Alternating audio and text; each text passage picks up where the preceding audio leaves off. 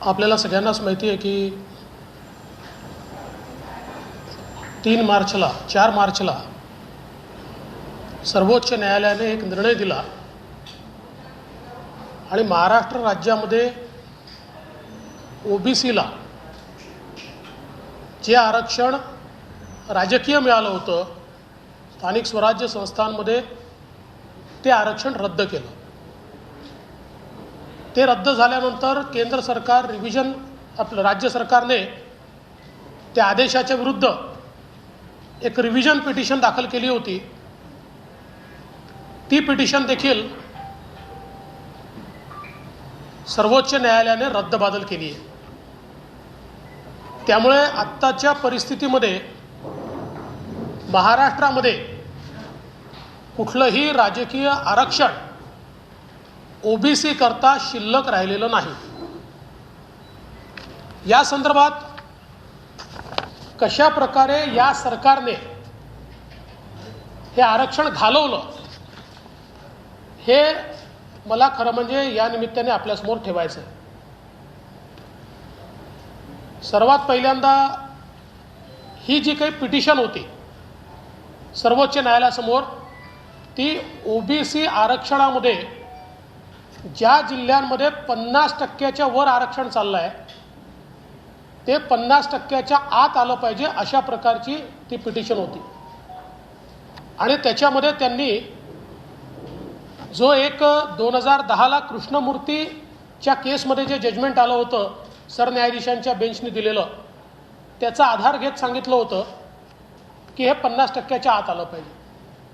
आमचं सरकार ज्यावेळेस होतं त्यावेळेस कोर्टामध्ये या संदर्भात बऱ्याच जोरदार तिथे आर्ग्युमेंट्स झाले आणि कोर्टाने सांगितलं की बाकी ठीक आहे, पण कृष्णमूर्ती जजमेंटप्रमाणे हे आरक्षण प्रत्येक जिल्ह्यात सरसकट 27% असू शकत नाही, तर हे आरक्षण प्रपोर्शनल असलं पाहिजे आणि म्हणून तुम्ही हे प्रपोर्शनल केलं पाहिजे.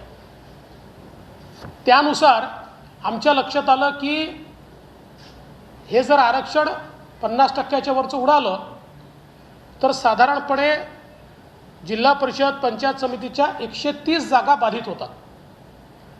आणि म्हणून आम्ही महाधिवक्ता आणि सगळ्यांना घेऊन बसलो आणि कृष्णमूर्ती जजमेंटचा त्या ठिकाणी स्टडी केला आणि लक्षात आलं की आपण प्रपोर्शनल रिप्रेझेंटेशनचा ऑर्डिनन्स काढला आणि मग पुढे कोर्टाला वेळ मागितली तर या 120 पैकी 90 जागा ज्या 50%च्या वरच्या आहेत ते आपण वाचवू शकतो. आणि त्यानुसार आम्ही साधारणपणे हा ऑर्डिनन्स या ठिकाणी 31/7/2019ला ऑर्डिनन्स आम्ही त्या ठिकाणी काढला आणि त्यामुळे 90 जागा आम्ही वाचवल्या. कोर्टाला तो ऑर्डिनन्स सादर केला आणि कोर्टाला सांगितलं की आता हा ऑर्डिनन्स आम्ही काढलेला, या ऑर्डिनन्सप्रमाणे पुढची कारवाई करण्याकरता आम्हाला वेळ द्या.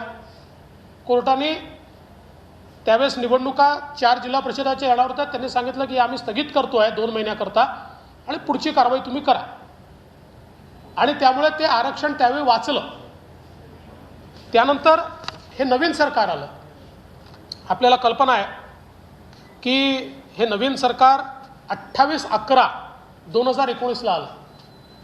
त्यानंतर ही केस लागली आणि 13/12/2019ला माननीय सर्वोच्च न्यायालयाने असे निर्देश दिले की तुम्ही कॉन्स्टिट्यूशन बेंचने कृष्णमूर्तीच्या केसमध्ये जे सांगितलेलं आहे त्याप्रमाणे कारवाई करा आणि आम्हाला पुढच्या तारखेला कळवा. कधी सांगितलं? 13/12/2019. सरकारने 13/12/2019 पासनं 2/3/2021 पर्यंत म्हणजे 15 महिने केवळ तारखा मागितल्या. 15 महिने. आणि 15 महिन्यानंतर 2/3/2021 2 मार्च 2021ला एक ॲफिडेव्हिट सादर केलं, ज्या ॲफिडेव्हिटमध्ये त्यांनी सांगितलं की हो काही जिल्ह्यांमध्ये आमचं आरक्षण 50%च्या वर चाललेलं आहे आणि आम्हाला पुढचा वेळ देण्यात यावा।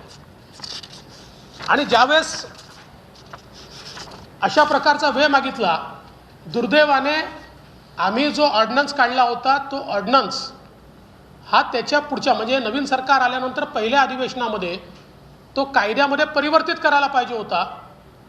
सरकारने तो ऑर्डिनन्स लॅप्स करून टाकला। आता परिणाम काय झाला की 15 महिन्यानंतर हे ॲफिडेव्हिट ज्यावेळेस सरकारने सादर केलं त्यावेळी कोर्ट चिडलं आणि कोर्टाने त्यांच्या जजमेंटमध्ये लिहून ठेवलेलं आहे की राज्य सरकार कोणतीही कारवाई न करता दुर्बल आणि बनावटी ग्राउंडवर या ठिकाणी तारीख मागते आहे, त्यामुळे आता आम्ही अशी तारीख देऊ शकत नाही। आणि लगेच 4 तारखेला सर्वोच्च न्यायालयाने एक निर्णय दिला आणि सर्वोच्च न्यायालयाने या निर्णयाप्रमाणे 50% वरचं नाही ते तर केलंच, पण 50%च्या खालचं देखील स्थगित केलं आणि सांगितलं की कॉन्स्टिट्यूशन बेंचने जी कारवाई सांगितली आहे ती कारवाई केली नाही, म्हणून आम्ही हे स्थगित करतोय। यानंतर मी स्वतः 5 तारखेला अधिवेशन सुरू होतं, 5 मार्चला अधिवेशनामध्ये सांगितलं की आपल्याला हे जर टिकवायचं असेल तर आपल्याला कॉन्स्टिट्यूशन बेंचने सांगितलेली कारवाई करावी लागेल। आणि ती कारवाई म्हणजे काय तर राज्य मागासवर्ग आयोग गठीत करावा लागेल, त्याला एम्पिरिकल डाटा कलेक्ट करायला सांगावा लागेल आणि त्याच्या आधारावर आपलं आरक्षण जस्टिफाय करावं लागेल, तरच आता हे यापुढे टिकू शकतं। लगेच सभागृहामध्ये ठरलं की माननीय मुख्यमंत्र्यांकडे बैठक होईल। माननीय मुख्यमंत्र्यांकडे बैठक झाली आणि त्या बैठकीमध्ये हे स्पष्टपणे मी मांडलं की आपल्याला आता याच्यामध्ये कृष्णमूर्ती जजमेंटप्रमाणे पुढची कारवाई करावी लागेल। एकतर आम्ही जो प्रपोर्शनलचा काढला होता तोचा कायदा करावा लागेल, पण आता नुसता कायदा करून होणार नाही, कारण हे जजमेंट आलं आहे। याच्यासोबत राज्य मागासवर्ग आयोग गठीत करावा लागेल, त्यांना एम्पिरिकल डाटा तयार करायला लावावा लागेल, त्याच्या आधारावर आपल्याला पुन्हा एकदा आरक्षणाचा कायदा किंवा त्या संदर्भातलं अमेंडमेंट करावं लागेल। मी ज्यावेळेस हे मांडलं त्यावेळेस राज्याचे महाअधिवक्ता त्या ठिकाणी होते, त्यांनी त्याला दुजोरा दिला। विधी सचिव होते, त्यांनी दुजोरा दिला। त्या ठिकाणी आमच्या काळातले जे ग्रामविकास सचिव होते ज्यांनी तो ऑर्डिनन्स काढला होता ते होते, त्यांनी त्याला दुजोरा दिला आणि तिथे ठरलं की याप्रमाणे आपण कारवाई करू।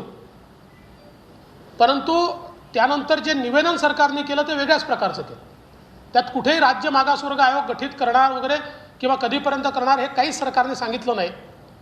आणि ते न करता सरकार रिव्हिजनमध्ये गेली आणि मार्चपासनं तर जूनपर्यंत हा सगळा वेळ सरकारने घालवला। राज्य मागासवर्ग आयोग तयार केला नाही। या दरम्यान 5 पत्र मी सरकारला पाठवले की आपल्याला कृष्णमूर्तीच्या जजमेंटप्रमाणे केल्याशिवाय ओबीसीचं आरक्षण आपण वाचवू शकत नाही, पण एकाही पत्रावर कुठलीही कारवाई झाली नाही। आणि फायनली ते जजमेंट आलं, आता आपण पुन्हा शून्यावर आलो। आत्तापर्यंत जर आपण राज्य मागासवर्ग आयोग तयार केला असता तर एम्पिरिकल डाटा जमा करण्याचं काम सुरू होऊ शकलं असतं आणि आपल्याला कदाचित पुढच्या महिन्या 2 महिन्यामध्ये हे आरक्षण पुनर्स्थापित करता आलं असतं। परंतु दुर्दैवाने आमचे मंत्री या 15 महिन्याच्या काळामध्ये मोर्चे काढण्यामध्ये मग्न होते। एकीकडे ओबीसी आरक्षणाचा मुर्दा पडत होता आणि मंत्री मोर्चे काढत होते, अशा प्रकारची अवस्था आपल्याला पाहायला मिळाली। त्यांनी मोर्चे काढण्याच्या ऐवजी जर या केसेसमध्ये लक्ष घातलं असतं आणि त्या ठिकाणी अपेक्षा काय होती कोर्टाची, एवढीच अपेक्षा होती 13/12/2019च्या निर्णयाप्रमाणे केवळ राज्य मागासवर्ग आयोग आपण गठीत करून कोर्टाला सांगितलं असतं की आपण जे सांगितलं आहे स्ट्रिक्टली अकॉर्डिंग टू जे कृष्णमूर्ती त्या प्रकारे आम्ही आता के कृष्णमूर्ती त्या प्रकारे आम्ही कारवाई सुरू केली आहे, तरीही कोर्टाने हा आदेश दिला नसता 8 वेळा आपण तारखा याच्यामध्ये घेतलेल्या आहेत. आता याच्यात एक अजून गोष्ट मला सांगायची आहे. सातत्याने हे सांगितलं जातं की ओबीसीची जनगणना करावी लागेल, जनगणना केली पाहिजे, त्याला आमचं समर्थन आहे. पण या आरक्षणाकरता जनगणनेची आवश्यकता नाही. याचं कारण तुम्ही जर कृष्णमूर्ती जजमेंटचा पॅरा 48 आणि त्यातलं कन्क्ल्युजन 3 पॅरा 48 कन्क्ल्युजन 3 बघितलं, त्यात त्यांनी सेन्सस नाही म्हटलंय, त्यात त्यांनी एम्पेरिकल डाटा म्हटलंय. कंटेम्पररी एम्पेरिकल डाटा याचा अर्थ असा आहे की कुठलाही डाटा जो रिसर्च करून काढला. एक उदाहरण द्यायचं झालं तर मराठा आरक्षणाच्या वेळी आपण सेन्सस नाही केलेला, आपण एम्पेरिकल डाटा राज्य मागासवर्ग आयोगाकडनं तयार केला. आणि मराठा आरक्षणाचं जजमेंट जर तुम्ही बघितलं तर त्या जजमेंटमध्ये स्पष्टपणे त्यांनी म्हटलं आहे की आम्ही हा जो डेटा आमच्यासमोर सादर झाला आहे हा क्वेश्चन करत नाही सर्वोच्च न्यायालयाने. त्याच्या निष्कर्षावर त्यांनी सांगितलं आहे, पण डेटा त्यांनी कुठेही क्वेश्चन केला नाही, कारण एम्पेरिकल डाटा करावा लागतो जसा आपण मराठा आरक्षणाच्या वेळेस केला. त्यामुळे हे जे सांगितलं जात आहे की आता ओबीसीची जनगणना केल्याशिवाय आरक्षण मिळत नाही, हेही खोटं बोललं जात आहे, चुकीचं सांगितलं जात आहे. आणि हे त्या दिवशी देखील मी स्वतः मुख्यमंत्र्यांच्या बैठकीत सांगितलं की एम्पेरिकल डाटा तयार करायचा आहे. जनगणना मोठी आहे, ती इतर कारणाकरता करू, पण याच्याकरता एम्पेरिकल डाटा आहे. आणि त्याही वेळेस राज्याचे महाअधिवक्ता साहेबांनी म्हटलं होतं हे बरोबर आहे, एम्पेरिकल डाटा तयार करायचा आहे, जनगणनेची पूर्ण आवश्यकता नाही आहे. आणि म्हणून एकूणच जर आपण बघितलं तर या सगळ्या ओबीसीच्या आरक्षणाच्या याच्यामध्ये मी खरं म्हणजे मला याच्यात राजकारण करायचं नव्हतं, पण काही लोक काही झालं की मागच्या सरकारवर टाकतात. तेव्हा आमच्या सरकारच्या काळामध्ये ऑर्डिनन्स काढून कोर्टाने तो ॲक्सेप्ट केला आणि या सरकारला 13/12/2019 जो आदेश दिला तो 15 महिने न पाळल्यामुळे या सरकारने, आणि करायचं काय होतं, फक्त राज्य मागासवर्ग आयोग गठीत करून एम्पेरिकल डाटा आम्ही कोलेक्ट करतोय किंवा कलेक्ट करतोय एवढं जरी सांगितलं असतं तरी कोर्टाने हा आदेश दिला नसता. तर मला जाणीवपूर्वक याच्यामध्ये या आदेशातले काही पार्ट वाचून दाखवायचे आहेत, ज्याच्यामध्ये आपण बघा 13/12/2019 माननीय सर्वोच्च न्यायालयाने काय म्हटलंय. त्यांनी असं म्हटलंय,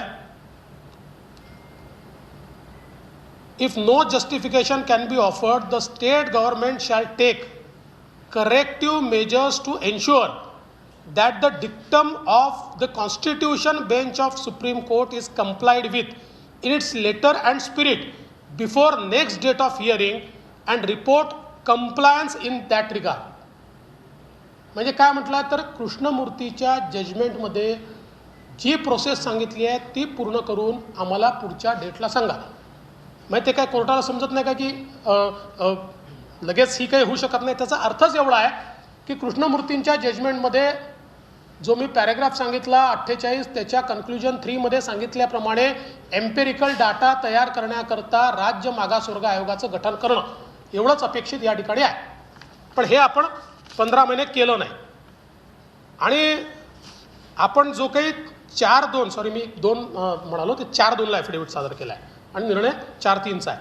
ते जे ॲफिडेव्हिट आपण सादर केला आहे त्याच्यामध्ये आपण plainly considered that reservation exceeds 50%, म्हणजे आपण मान्य करून टाकलं की हो आमचं आहे 50%च्या वर, पण कुठलंही जस्टिफिकेशन खालचं वरचं काहीच दिलं नाही.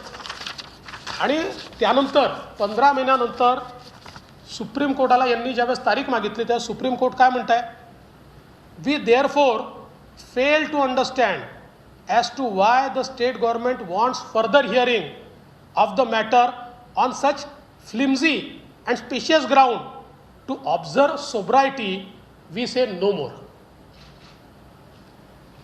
इतकं स्पष्टपणे आणि हे करून सर्वोच्च न्यायालयाने या ठिकाणी हे आरक्षण स्थगित केलेलं आहे. आता आमची मागणी एवढीच आहे, अजूनही वेळ गेलेली नाही आहे. किमान 50% आतलं जे आहे हे आरक्षण तर आपण तात्काळ रिस्टोर करू शकतो. त्या दृष्टीनं आता तरी विनाविलंब राज्य सरकारने राज्य मागासवर्ग आयोग तयार करावा आणि डेटा, इम्पेरिकल डेटा हा कलेक्ट करण्याकरता सुरुवात करावी. आमच्या काळामध्ये आम्ही कोर्टाला हेही सांगितलं होतं की जो SCCचा सर्वे आहे तो सर्वे आमच्याकडे आहे, पण तो बायफर्केटेड नाही आहे. म्हणजे राज्यांना तो सर्वे देताना तो बायफर्केट करून दिला नाही आणि तो जुन्याच केंद्रातल्या सरकारचा 2011 सालचा निर्णय आहे, पण त्याच्यावर आधारितही एम्पेरिकल डाटा तयार होऊ शकतो. त्याचं बायफर्केशन केलं तरी एम्पेरिकल डाटा तयार होतो. आपण ते 3, 4, 5, 4 महिन्यात, 3 महिन्यात, 2 महिन्यात, जास्त स्टाफ लागला तर 2 महिन्यात आपण त्याचं बायफर्केशन करू शकतो. किंवा एम्पेरिकल डाटा तयार करण्याकरता आपण जर चांगल्या काही संस्था नेमल्या तर प्रत्येक जिल्ह्यातल्या शाळांमध्ये विद्यार्थी किती, त्यातले OBC किती, वेगवेगळ्या पद्धतीने हा सायंटिफिक डाटा तयार करायचा, ही जनगणना करायची नाही आहे.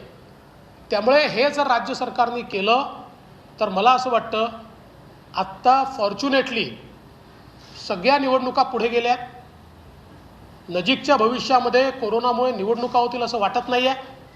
त्यामुळे ह्या मधल्या काळात ही कारवाई जर राज्य सरकारने केली तर किमान 50% आतलं OBCचं आरक्षण हे बहाल करता येईल. 50% वर ज्या जिल्ह्यांमध्ये गेला आहे ते उर्वरित, म्हणजे याच्यामध्ये विशेष प्रॉब्लेम जो येईल तो नंदुरबारला येईल, त्याच्यानंतर पालघरला येईल, आणि यवतमाळला काही प्रमाणात येईल, पूर्ण नाही येणार, पण या 2 ठिकाणी तर, आणि सगळ्यात जास्त नंदुरबारला येईल. त्याच्या संदर्भात वेगळा विचार करून त्यातनं OBCला न्याय कसा द्यायचा हा तिथे मार्ग काढला जाऊ शकतो. पण किमान इतरत्र मात्र सगळीकडे OBC आरक्षण हे पुनर्स्थापित होईल, हे तात्काळ सरकारने केलं पाहिजे अशी आमची मागणी आहे.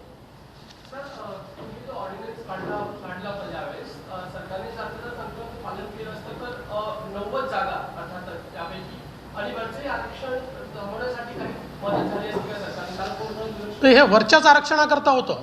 ते जर त्यावेळी खालचं आरक्षण तर वाचलंच होतं.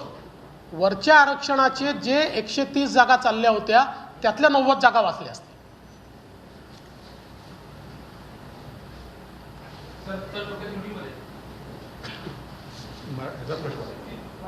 काँग्रेसकडून वारंवार आरोप केला जातोय की, म्हणजे तुम्ही म्हणलात की काही झालं तरी मागच्या सरकारकडे किंवा केंद्राकडे, नाना पटोलेंची परवा प्रेस झाली होती, त्यांनी स्पष्टपणे सांगितलं की आरक्षण देखील, म्हणजे मराठा आरक्षण असेल किंवा OBC आरक्षण, ते फक्त फडणवीसांमुळे गेलं असते. मी पुराव्यासहित बोलतो.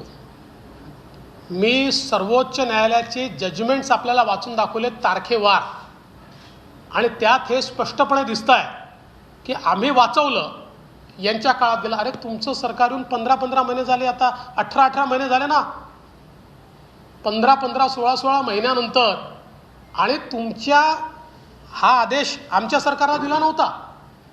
13-12चा आदेश हा तुमच्या सरकारला दिला होता, आणि त्यानंतर 15 महिने तुम्ही काहीच केलं नाही, म्हणून सर्वोच्च न्यायालयाने तो निर्णय दिला. असं आहे की खोटं बोलायचं म्हणजे या सरकारमधले काही नेते आणि मंत्री, जगामध्ये खोटं बोलण्याची कॉम्पिटिशन झाली तर पहिले 10 तर तेच येते. म्हणजे मराठा आरक्षणावर तेच, OBC आरक्षणावर तेच, आपला नाकर्तेपणा लपवण्याचं हे काम यांचं चाललेलं आहे. आणि म्हणूनच मी आज तेवढ्याच करता, म्हणजे हे मोर्चे काढत होते त्यावेळी, आणि त्याच वेळी म्हणजे हे अध्यक्ष होते ना, का लॅप्स दिला ऑर्डिनन्स, का त्यावेळी एम्पिरिकल डाटा तयार करण्याकरता 15 महिने होते ना तुमच्याजवळ, का राज्य मागासवर्ग आयोग गठीत नाही केला. फक्त रोज उठायचं. आता परवा मी बघितलं, परवा वडेट्टीवारजी असं म्हणाले की आता मागासवर्ग आयोग तयार करावा लागेल, त्याशिवाय मिळू शकत नाही. अरे 15 महिन्यापासून हेच मी सांगतोय, 5 पत्र तुम्हाला याकरताच दिले मी की हे करावं लागेल. आता ज्यावेळेस तुम्ही जागे होताय, आताही नाही केला, अजूनही केला नाही आहे, आता तरी करा.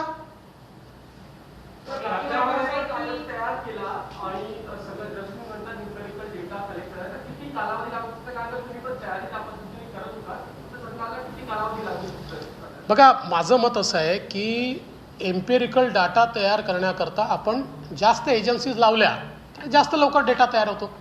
कारण हा सॅम्पल सर्वे असतो, सॅम्पल साईज मोठा असतो आणि त्याच्यामध्ये कोर्टाचं म्हणणं काय असतं किंवा एम्पिरिकल डाटाच्या संदर्भात की तो सायंटिफिक असला पाहिजे. म्हणजे पद्धती जी आहे कलेक्शनची ती सायंटिफिक असली पाहिजे. जसं आपण मराठा आरक्षणाच्या वेळेस 5 एजन्सीज लावल्या होत्या. टाटा इन्स्टिट्यूटपासनं तर अगदी आपली पुण्याची कुठली त्या सगळ्या जे काही इन्स्टिट्यूट आहेत या सगळ्या लावल्या होत्या. त्यांनी डेटा तयार केला आणि तो डेटा सर्वोच्च न्यायालयाने मान्य केला आपला. त्यामुळे हे करणं कठीण नाही आहे आणि आता वेळ आहे ना आपल्याकडे. आता मला वाटत नाही की यावर्षी तरी कुठल्या निवडणुका होतील, कारण आता मी बघितलं राज्य सरकारने निवडणूक आयोगाला ऑलरेडी पत्र पाठवलेलं आहे. त्यामुळे आपल्याजवळ भरपूर वेळ आहे.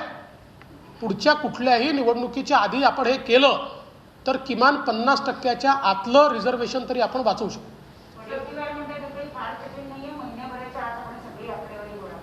नाही, चांगलं आहे. माझं म्हणणं काय आहे की महिन्याभरात करा, आम्हाला तर आनंद आहे. पण हे जर शहाणपण हे आधी सुचलं असतं किंवा 4 मार्चला निर्णय आल्यानंतर या मधल्या काळात ते सुचलं असतं तर महिना नाही तुम्हाला 3 महिने होते, होऊन गेलं असतं ना. नाही केलं तुम्ही. करा, महिन्याभरात करा. आणि आम्ही सांगतो आमची मदत पाहिजे. म्हणजे ते फार मोठे लोक आहेत आणि फार हुशार लोक आहेत, त्यामुळे आमच्यासारख्या लोकांची त्यांना म्हणजे ज्यांना काही फार समजत नाही याची मदत आवश्यकता नाही, पण तरी त्यांना लागली तर आम्ही द्यायला तयार. नाही, आता हा विषय घ्या पहिले, त्याच्यावर बोलतो. नाही, आता पहिले हा विषय संपला असेल तर मग दुसरा विषय. हां,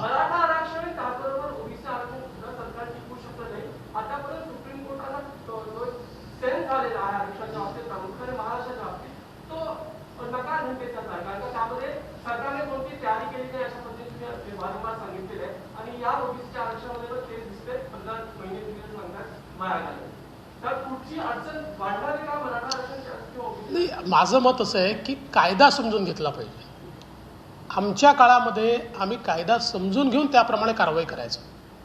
भाषणं देऊन नाही होत, मोर्चे काढून नाही होत. ते महत्त्वाचे असतात.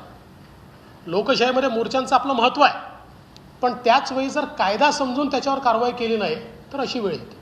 सर, अनेक निर्णय आहेत. पदोन्नतीचं आरक्षण असेल, ओबीसी असेल, मराठा असेल.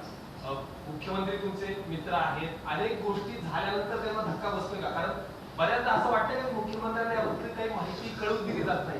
नाही, असं आहे की या सगळ्या संदर्भात त्या खात्याचे जे मंत्री आहेत, सरकारमधले जे अधिकारी आहेत, यांनी वेळोवेळी मुख्यमंत्र्यांच्या निदर्शनास ते आणून दिलं पाहिजे आणि त्याच्यावर मुख्यमंत्र्यांनी निर्णय घेतले पाहिजे. आता हे मुख्यमंत्र्यांच्या निदर्शनास त्यांनी आणून दिलं की नाही दिलं ह्याची मला कल्पना नाही. याच्यात तर आता रिव्ह्यू पिटिशन नाही आहे ना. याच्यातली रिव्ह्यू पिटिशनही खारिज झाली आहे. ओबीसी मधली रिव्ह्यू पिटिशनही खारिज झाली आहे. त्यामुळे आता रिव्ह्यू पिटिशनचा दरवाजा ओबीसीत ओपन नाही. आता राज्य मागासवर्ग आयोग तयार करणे, डेटा कलेक्ट करणे आणि पुन्हा नव्याने ते बहाल करणे, आणि ते शक्य आहे. त्याच्यामध्ये कोर्टानेच सांगितलं ते शक्य आहे. संभाजीराजेंनी जी मराठा आरक्षणासंदर्भात ज्या वेगवेगळ्या पक्षांशी नेत्यांशी भेट घेतली त्याच्याशी भारतीय जनता पार्टी त्यांच्या भूमिकेशी सहमत आहे. संभाजी महाराजांनी वेगवेगळ्या नेत्यांची भेट घेणं यात काहीच गैर नाही आहे. मला देखील ते भेटले होते आणि त्यांची भूमिका अशी आहे की या प्रश्नावर सगळ्या पक्षांनी एकत्रित आलं पाहिजे आणि आमची त्याला तयारी आहे. मी त्यांना सांगितलं की आपण सांगा कोणाच्याही बैठकीला मी जायला तयार आहे. या संदर्भात आमच्यात राजकीय भूमिका नाही. आम्ही सगळे एकत्रितपणे बसायला तयार आहोत. फक्त मी त्यांना एक सूचना केली की समोरच्यांनाही सांगा की राजकारण करू नका. हाँ, देखिए महाराष्ट्र में जो ओबीसी को स्थानीय निकाय चुनाव में आरक्षण मिला था, इस सरकार के कारण वो आरक्षण अभी रद्द हो गया है, कैंसिल हो गया है, निरस्त हो गया है. मूल रूप से इस सरकार के आने के बाद 13/12/2019 13 दिसंबर 2019 को सुप्रीम कोर्ट ने सरकार को कहा था कि 2010 का के कृष्णमूर्ति का जो कॉन्स्टिट्यूशन बेंच का जजमेंट है, उस जजमेंट को लेटर एंड स्पिरिट में आप इम्प्लीमेंट कीजिए और हमको उसका कंप्लायंस रिपोर्ट दीजिए.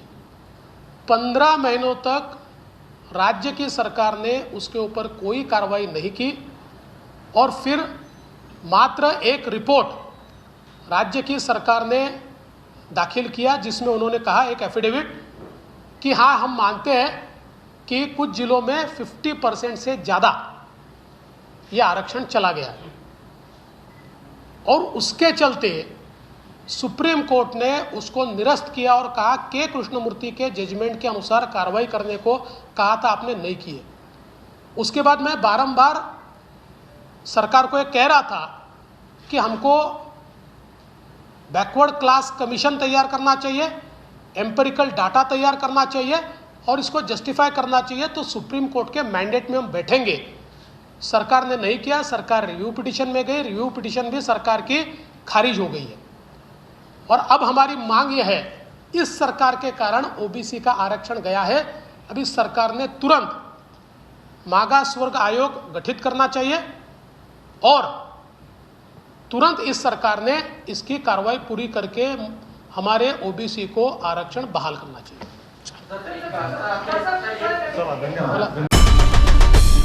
आई भवानीचा गजर म्हणजे झी 24 तास।